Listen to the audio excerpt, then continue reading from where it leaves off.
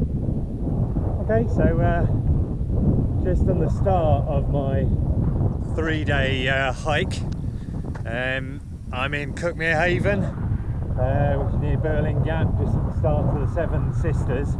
I just took a bus for the first section from Brighton because, well, to enable me to kind of get to where I want to, and because that first bit just isn't quite as nice as the rest of it. And the plan is to do about 40 kilometres a day. So I'll probably spend the night in Hastings tonight, somewhere near Hastings, somewhere near Dungeness on night 2, and then third night I'll be in Deal visiting some friends there. And you know, the goal, the purpose of it all is to spend time on feet, you know, get some miles into my legs. Obviously in the UTMB a lot of it will be walking, so there's walking skills which are very different from running skills. And pack I've got a tent in there as well. It's about 9 kilos, so that will help with strength in the legs as well.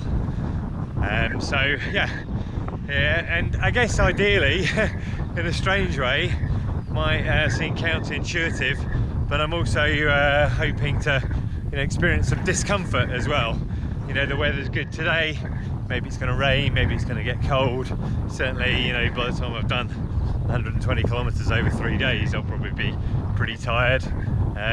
Maybe I won't sleep so well. We'll see what it's like in the tent. But you know, that kind of thing I actually see as being good for psychologically, for being able to deal with those sort of things when we come to the race, because there's no doubt in a, you know, 44 hour experience of doing the UTMB, I'm going to have to deal with some difficult times. So in some respects I'm looking for that as well on this trip.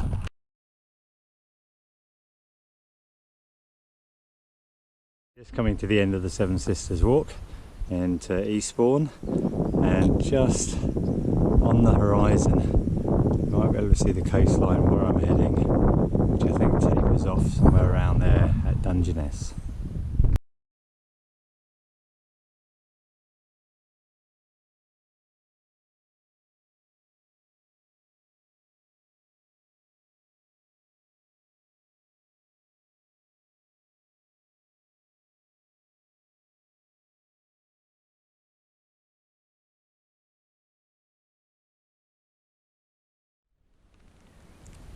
Well, that went reasonably well. I got a nice pitch for my tent.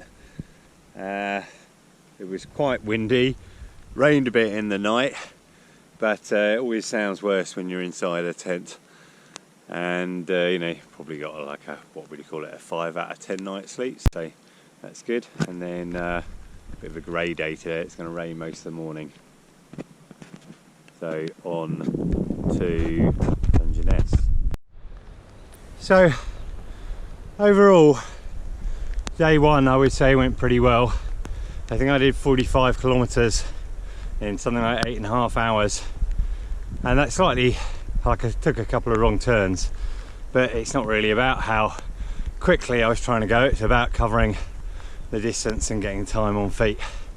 And probably the best choice I made all day was to pitch my tent where I did, because having just walked another kind of 3/4 of an hour this morning, I haven't really gone past any better slots. And then today it's drizzling. It's not a very nice day, it's not particularly cold. I said I was looking for some discomfort. I mean, the most complicated thing was trying to pack the tent away and get everything ready this morning.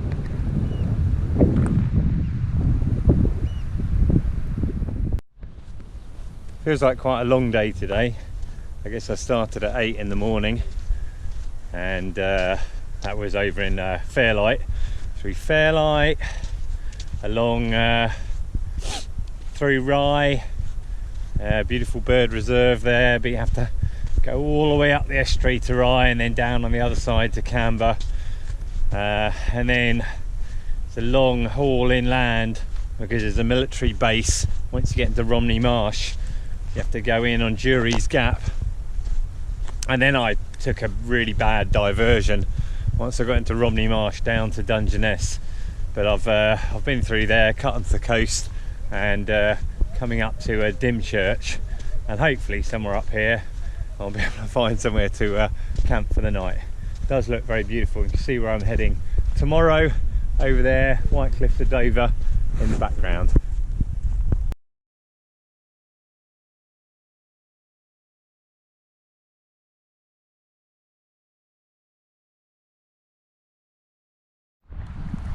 So it's the start of day 3.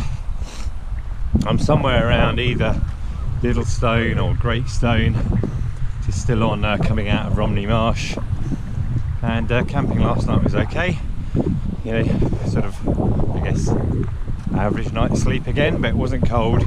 It did rain this morning, but I was asleep by 8 o'clock last night, and it's not even 6 o'clock now, so it started early, so I guess maybe I'll finish early as well. The aim is to get to Deal, which it might be 35 kilometres. See how many wrong turns I take today.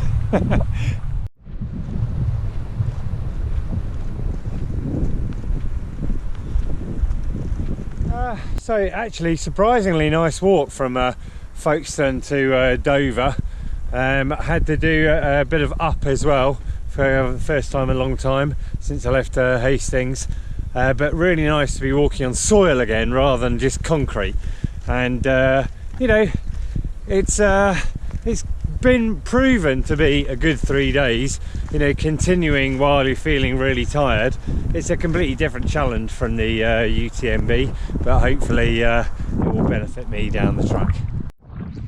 Okay, I'm just coming to the end of day 3.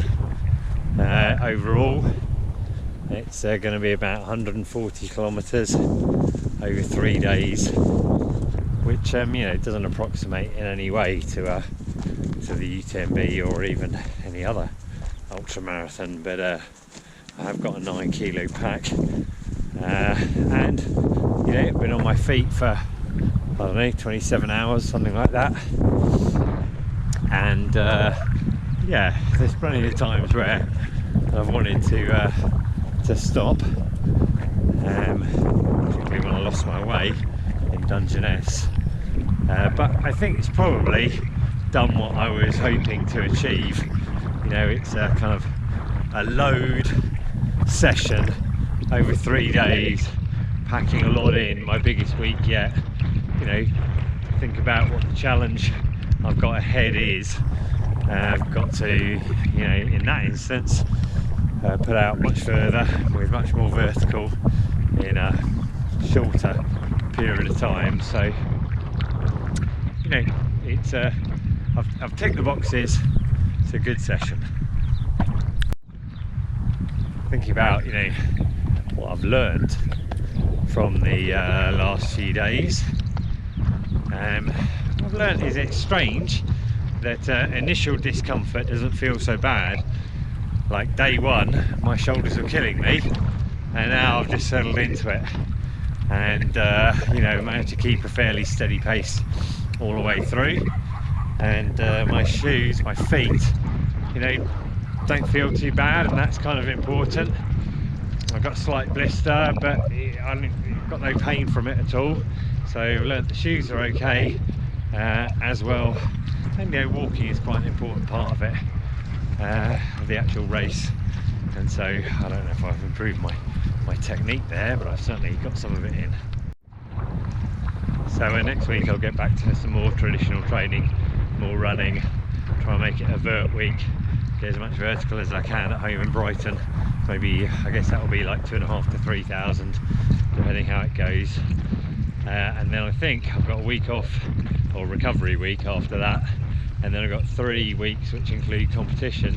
I've got a 50k race one weekend, then a triathlon, which is just thrown in just to keep life interesting, and then something that's more, I suppose you call it a B race, 50k out, 50k back, Pilgrim's Challenge, and I'm going to try and do that one in close to full kit, so that one's kind of more important, and by then that'll take me through to mid-June.